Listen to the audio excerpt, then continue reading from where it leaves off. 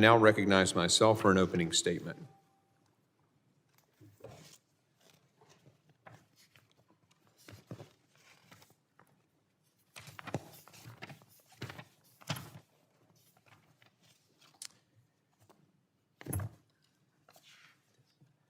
To all our members, especially Ranking Member Thompson, thank you for your cooperation leading up to today's markup.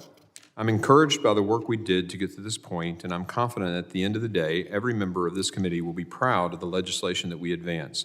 This markup reflects our mutual commitment to secure the homeland and improve the Department of Homeland Security. The 5 bills we're discussing today all deserve broad support. First, we will consider H.R. 1516, the DHS Restrictions on Confucius Institutes and Chinese Entities of Concern Act. As the members of this committee know, the Chinese Communist Party uses Confucius Institutes on university campuses to spy on Americans.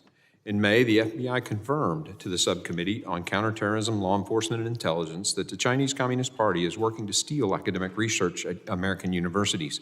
And as FBI Director Wray stated, Confucius Institutes are platforms for the CCP to disseminate communist propaganda, encourage censorship, and restrict academic freedom on our campuses. H.R. 1516 will ban DHS funds from flowing to American universities that host a Confucius Institute or maintain a relationship with a Chinese entity of concern. It's going to mitigate the risk posed by the Chinese Communist Party to our institutions of higher education. Last week, a Government Accountability Office report showed that some universities reported closing Confucius Institutes mainly in response to the potential loss of federal funding. Universities are starting to realize that the threat that the CCP poses, but now is no time for Congress to let up. Congress has previously acted to prevent DoD funding from going to universities with Confucius Institutes. We must make sure that similar actions are taken by the Department of Homeland Security. I want to thank Congressman Pfluger for his work on this bill and his efforts to expose the threat of this adversarial and dangerous regime. I encourage my colleagues to vote yes on this legislation.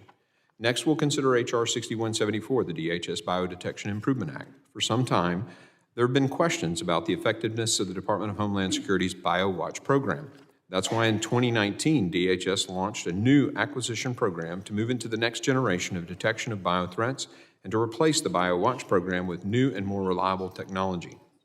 However, DHS has not used all the resources at its disposal, including the national laboratories housed within the Department of Energy. H.R. 6174 would ensure DHS is doing everything it can to improve biodetection research and development, including requiring DHS to explain how it plans to use the Department of Energy national labs. Congressman Strong, thank you for your work on this bill, and I hope all the members of the committee see the need for it and support it today. I'm also proud to support H.R. 5969, the Improving Travel for Families Act, which will streamline the customs process for Customs and Border Protection, screening travelers at airports, and for families returning from international travel. This bill will allow children ages 10 and under traveling with a parent or guardian who is a Global Entry member to accompany the parent through Global Entry lane at the airport. It would also allow a parent applying for Global Entry to schedule a single interview for up to 4 children. I know this bill will make things much easier for our CBP officers working at the airports and for American families coming back home. Thank you, Congressman Luttrell, for proposing this bill.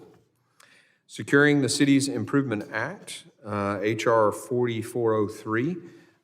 Since 2007, DHS has operated the Securing the Cities initiative to help cities prepare for and respond to nuclear and radiologic threats.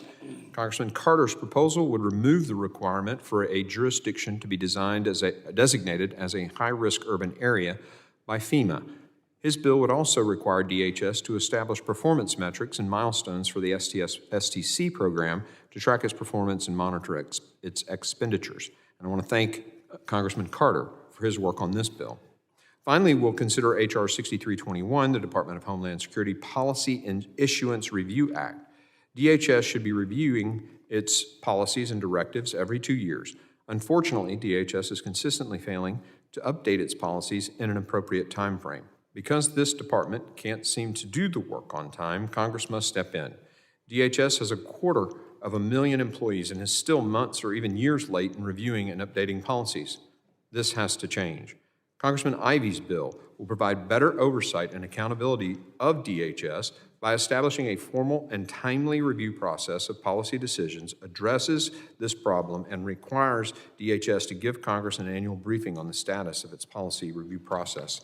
I want to thank Congressman Ivey for the hard work on that bill. I know it will help the department run much more effectively. I now recognize the ranking